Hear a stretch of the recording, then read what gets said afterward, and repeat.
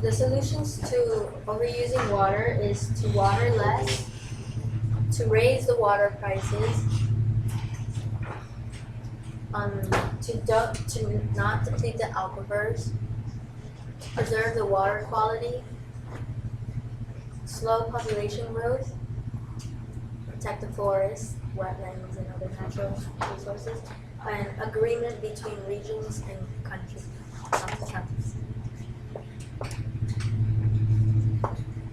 Alright, improving irrigation. This is called gravity flow, and it's a typical gravity flow water system. There's a pipe connected to an aquifer, and then it just waters your plants.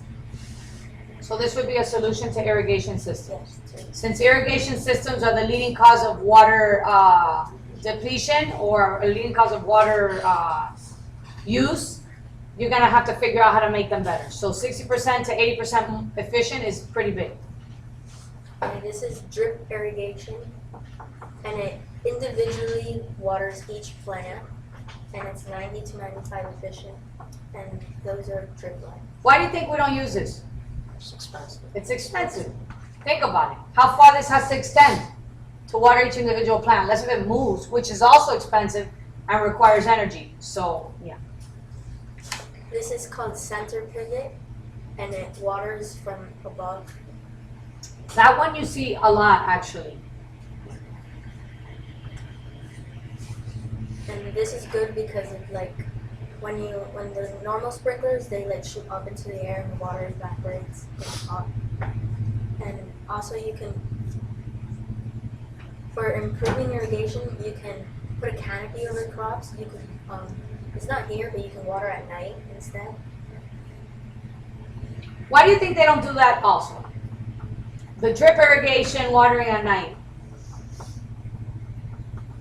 Think. What is that going to do?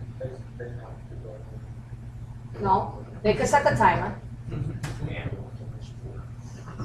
Saturation. Guys, you need some sun to process this movement. And if not, it's like overly saturated because it's almost like creating puddles or excessive amounts of water, which also causes problems. So loosens the soil.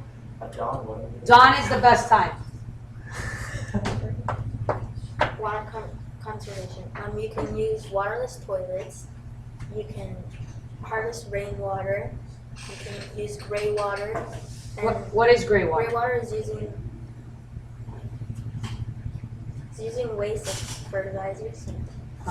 Gray water is It's like your from your washing machine, your dishwasher. Yeah, it's actually from that your picture right shower. there describes all the ways in your home that you can like reuse the gray water and to use them for like irrigation systems. And Okay. Yeah, you definitely want to reuse gray water for irrigation systems or not reuse it to brush your teeth.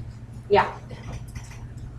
You can also build dams, and the dams are built across rivers, and they form a reservoir, which is an artificial lake. It supplies irrigation. It increases reliable runoff. It controls the river flow. It can control floods and generate electricity. And it also can be used for recreational use. So right here dams produce electricity, which is a big problem we have, obviously. But look at all the things it does for water. So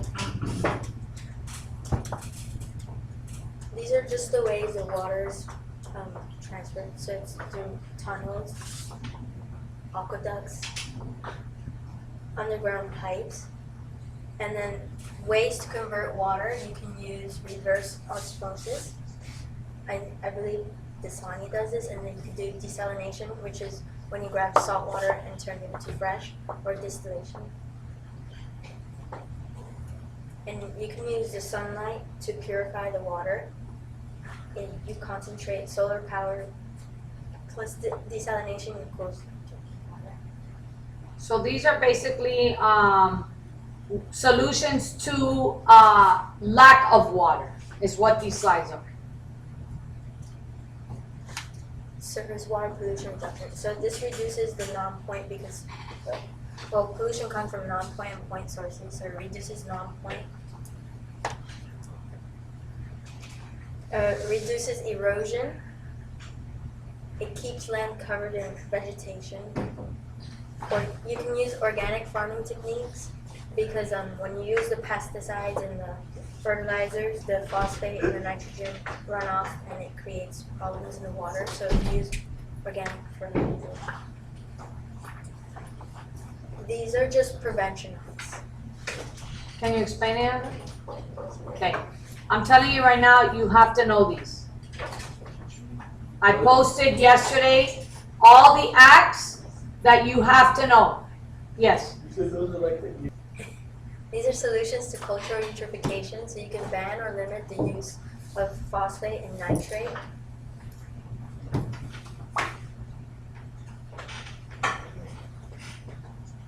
For what? Oh, For the okay. fertilizers. And then Oh, go back. you could pump air into the water, like oxygen, but that's not really realistic.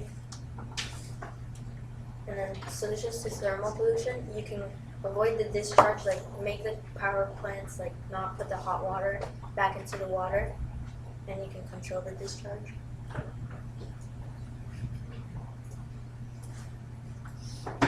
And preventing flooding, you can preserve and restore the wetlands, and you can build dams.